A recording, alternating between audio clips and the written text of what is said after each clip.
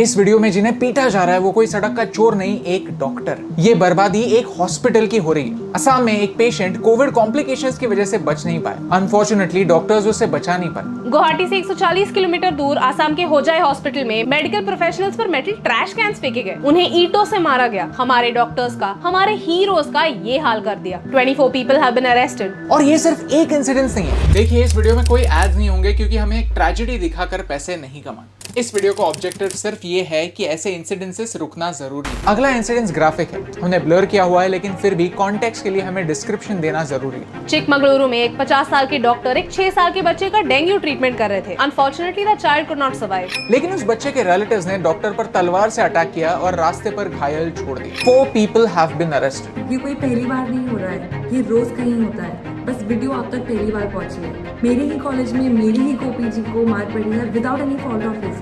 फिर भी हम रोज मुंह उठा के काम पे आ जाते हैं यही सोच के कि जो पेशेंट एडमिट है वो भी तो किसी के रिलेटिव है, किसी के मॉम डैड भाई बहन है। ये सारे अटैक्स छुप छुप के रात को अंधेरे में नहीं हो रहे, सबके सामने दिन दहाड़े हो रहे हैं। पिछले महीने हमने एमपी का ये इंसिडेंस आपके सामने लाया था, जहां ये पॉलिटिशियन एक सीनियर डॉक्टर पर चिल्ला रहा था क्योंकि ये डॉक्टर एक ऐसे पेशेंट की जान नहीं बचा पाए जिनका ऑक्सीजन 30% से भी कम था। 2 घंटे बाद पेशेंट की डेथ हो गई, जो कि 30% में मैं आपको बोल चुका हूँ ऊपर वाला आ जाए तो नहीं बचा सकता। हम तो इंसान है, डॉक्टर है। इतनी गाली खाने के लिए मैं पैदा दे दिया, मैंने इस्तीफा दे दिया, मैंने अब मुझे नौकरी नहीं करना। Similarly, a hospital in Agra was also completely vandalized. आज भारत एक डेडली पेंडेमिक से लड़ रहा है। कुछ ही दिनों पहले की बात है कि 4 लाख से ज्यादा केस हर दिन हमारे सामने आ रहे थे। इस डिफिकल्ट सिचुएशन में अगर भारत को किसी ने संभाला है तो वो है हमारे हेल्थ केयर वर्कर्स ने। Ward boys, nurses, doctors, they are literally risking their lives to save us and this is how we are rewarding them. Let's talk numbers. At least 594 doctors ने कोविड के second wave में अपनी जान गंवाई है। At least 1300 healthcare professionals have died since last year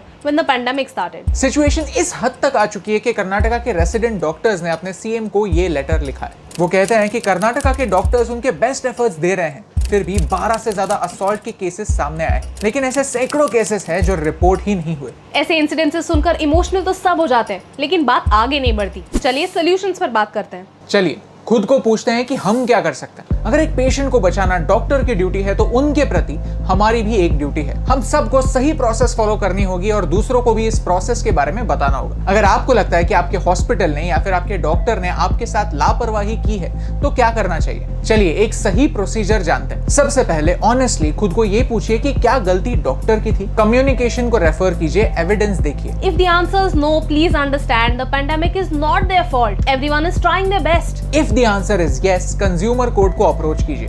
आप एक consumer है और कंज्यूमर कोर्ट आपको प्रोटेक्ट जरूर करेगा। मेक श्योर कि आप सारे डॉक्यूमेंट्स, डॉक्टर के प्रिस्क्रिप्शंस, बिल्स आपके साथ रखें।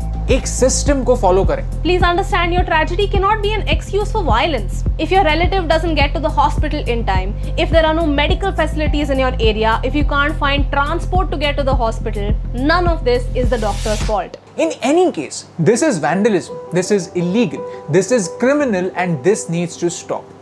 पिछले साल हमारे पार्लियामेंट में एपिडेमिक डिजीजेस अमेंडमेंट बिल 2020 पास हुआ। ये एक 123 ईयर ओल्ड एपिडेमिक्स एक्ट को रिप्लेस करता है। इसमें हेल्थ केयर वर्कर्स पर होने वाले अटैक्स के लिए एक स्ट्रिक्ट पनिशमेंट इंक्लूड की गई। ये एक्ट कहता है कि कोविड-19 पेशेंट्स को ट्रीट करने वाले डॉक्टर्स पर होने वाला अटैक एक नॉन बेलेबल ऑफेंस होगा। इन्वॉल्व्ड अटैकर्स को पेनल्टी के साथ साथ 7 साल की जेल टर्म भी हो सकती है। प्रॉपर्टी डैमेज करने वालों को 3 महीने से 5 साल तक की जेल हो सकती है और 2 लाख का फाइन भी पड़ सकता है। तो ये नए रूल्स लोगों तक पहुंचने जरूरी है ताकि एटलीस्ट इनके डर से ये हरकतें बंद हो। साथ ही साथ हम पिछले 3-4 सालों से नेशनल पब्लिक हेल्थ एक्ट लाने की कोशिश कर रहे हैं, तो एटलीस्ट इस साल पार्लियामेंट के सेशन में फोकस हेल्थ पर होना जरूरी है। आज समय आ गया है कि हम हमारे लीडर्स से डिमांड करें कि वो ऐसे वायलेंस को कंडेम करें, and not just political leaders, religious leaders as well. Indian medical association के चीफ ने हमारे होम मिनिस्टर को यह रिक्वेस्ट की है कि हॉस्पिटल को एक प्रोटेक्टेड जोन का दर्जा दिया जाए। At the same time we must remember that justice delayed is justice denied. हमें ये अश्योर करना ही होगा कि ये प्रोविजंस, ये लॉज, ये पनिशमेंट्स जल्द से जल्द इंप्लीमेंट, ये सिर्फ पेपर पर ना रहे, लोगों की जिंदगियां बचाएं। अगर आप भी हमारे हेल्थ केयर वर्कर्स को सपोर्ट करना चाहते हैं तो ये सोल्यूशन शेयर कीजिए। Tag your friends, tag your favourite actors, leaders, influencers, क्योंकि हमारे असली हीरोज पिछले कई महीनों से बिना थके, बिना छुट्टी लिए लोगों की सेवा कर रहे हैं। कई लोगों को सैलरी तक नहीं मिली, फिर भी वो एक स्टेप आगे जाकर कोशिश कर रहे हैं कि वो हमारी लाइफ बचा पाए। कभी हमारे लिए डांस करते हैं, कभी हमारे लिए कॉमेडी करते हैं, कुछ ना कुछ करके हमें एंटरटेन करने की कोशिश जरूर करते हैं। आज टाइम आ गया है कि हम भी उन्हें मदद करें। हमारा सपोर्ट दिखाएं, सिर्फ इमोशनली नहीं, लॉजिकली भी, क्योंकि एक के करने से क्या फर्क पड़ता है, लेकिन एक एक के करने से बहुत फर्क पड़ता है। और इन दोनों लाइंस में सिर्फ एक का फर्क है, and that's the reason why फर्क पड़ता है।